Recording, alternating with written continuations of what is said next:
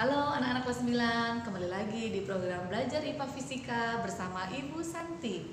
Pada kesempatan kali ini kita akan belajar mengenai pengaruh beda potensial listrik terhadap daya listrik.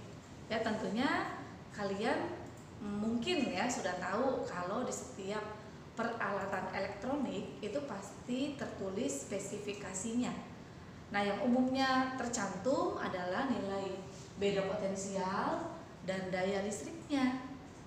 Oke, hari ini kita akan belajar pengaruh perubahan nilai beda potensial atau tegangan listrik gitu ya terhadap daya listrik. Oleh karena itu, yang kita butuhkan gitu ya anak-anak, di sini ada persamaan atau rumus dari daya listriknya. Yuk kita lihat ya. Kita sudah belajar pada materi sebelumnya bahwa daya listrik itu merupakan energi dibagi waktu. Dan energi listrik sendiri itu masih ingat ya anak-anak ya, dapat dicari VIT gitu ya, fit per T. T sama T nya ini boleh dicoret anak-anak. Maka tersisa untuk daya listrik persamaannya adalah V dikali I. Kemudian masih kita gunakan rumus hukum Ohm, yaitu R sama dengan V per I. Di segitiga rumusnya ya anak-anak. Dan kita akan mencari hubungan antara ini ya dari rumus daya V kali I sama hukum Ohm gitu ya. Di sini kita lihat P sama dengan V kali I. Nah, kemudian I-nya kita ubah menggunakan persamaan hukum Ohm. I adalah V per R. Jadi dimasukkan yang anak I-nya itu diganti V per R, disubstitusi gitu ya. Maka persamaannya untuk daya sekarang menjadi V kali V itu kan V kuadrat per R. Nah, yang kita gunakan persamaannya ini P sama dengan V kuadrat per R, atau dapat dikatakan atau ditulis R ya, jadi di posisi R sama P nya tukar posisi anak-anak. R itu sama dengan V kuadrat per P ya, yang ini R sama dengan V kuadrat per P. Nah, untuk alat elektronik yang sama maka R1 sama dengan R2. Jadi alat elektroniknya tetap anak-anak, misalnya kipas, misalnya setrika gitu ya. Nanti yang mengalami perubahan itu hanya nilai beda potensial ya, itu tegangan listrik dan dayanya. Sedangkan untuk R di sini, R adalah hambatan, jangan lupa ya hambatannya berarti sama. Kondisi 1 dan kondisi kedua R-nya tetap.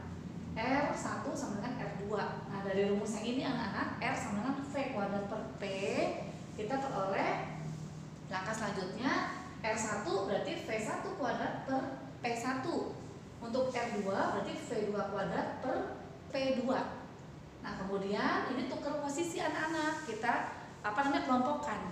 Yang P daya dan V kita pisahkan gitu ya. Jadi ini P2 nya kita pindah ruas ke sini, tukar posisi anak-anak antara P2 dan V1 kuadrat. Selanjutnya rumusnya jadi seperti ini. P2 per P1 sama dengan V2 kuadrat per V1 kuadrat.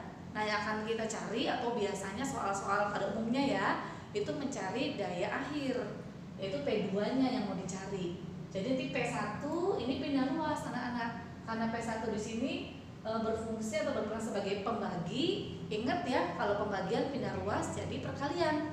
Jadi P1 ini ketika pindah ruas ke sini dia jadi kali anak-anak. Nah, yang V2 per V1 kuadrat, ini V2 kuadrat per V1 kuadrat, itu bisa kita tuliskan menjadi V2 per V1, terus kuadratnya di luar ini ya, ini bisa ya anak-anak ya, aturan matematika ya. Maka rumus akhirnya ya, setelah kita pelajari panjang prosesnya ya, kita dapat rumus akhir, yaitu P2 sama dengan V2 per V1, jangan lupa kuadrat ya, dikuadratkan dikali P1.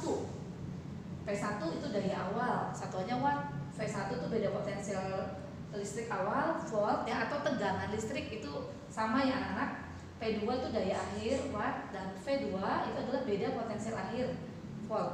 Nah, langsung aja ke contoh soal ya. Kita lihat, sebuah setrika listrik memiliki daya dan tegangan normal 100 watt, 220 volt. Berapa daya setrika tersebut apabila tegangan listrik turun menjadi 110 volt? Jadi memang dimungkinkan anak-anak ya, tegangan listrik atau beda potensial listrik di rumah kita itu tidak stabil, jadi bisa naik turun anak-anak. Nah, itu akan mempengaruhi pada kinerja alat-alat elektronik yang ada di rumah kita, ya. Yuk kita coba hitung ketika tegangan listriknya itu turun menjadi 110 volt, berapa sih daya setrikanya? Langkah pertama, tulis diketahui. Dari soal kita mendapatkan data apa saja ya? Kita lihat di sini ada 100 watt, ini berarti daya awal ya anak-anak. P1 100 watt. Kemudian 220 volt, ini berarti beda potensial atau tegangan listrik awal.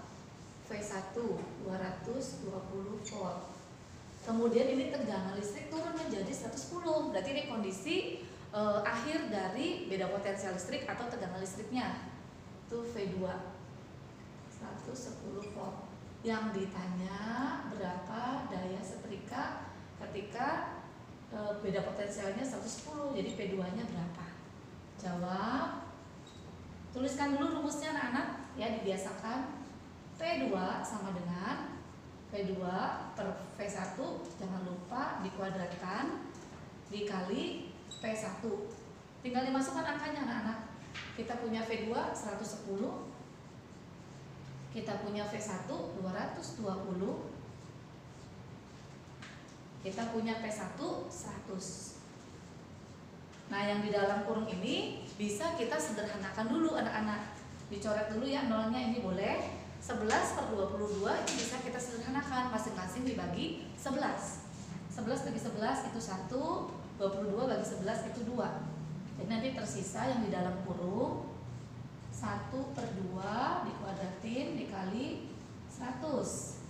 Nah, 1 per 2 kuadrat masing-masing ya, bagian atas dan bawah tinggal dipangkat 2 anak-anak. 1 pangkat 2 itu 1, 2 pangkat 2 itu 4, jadi 1 per 4 dikali 100.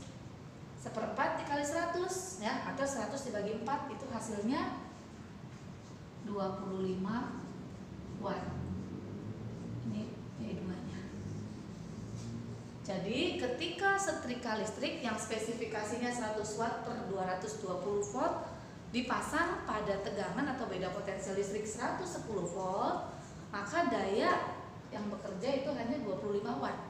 Atau sebenarnya kurang maksimal anak-anak ya. Jadi setrika listrik itu akan bekerja secara maksimal apabila dia terpasang pada beda potensial 220 volt.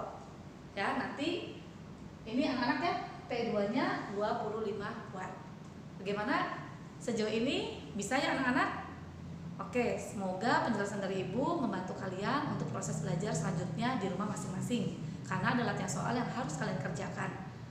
Untuk yang belum subscribe, jangan lupa ya subscribe dan jangan lupa kasih jempolnya.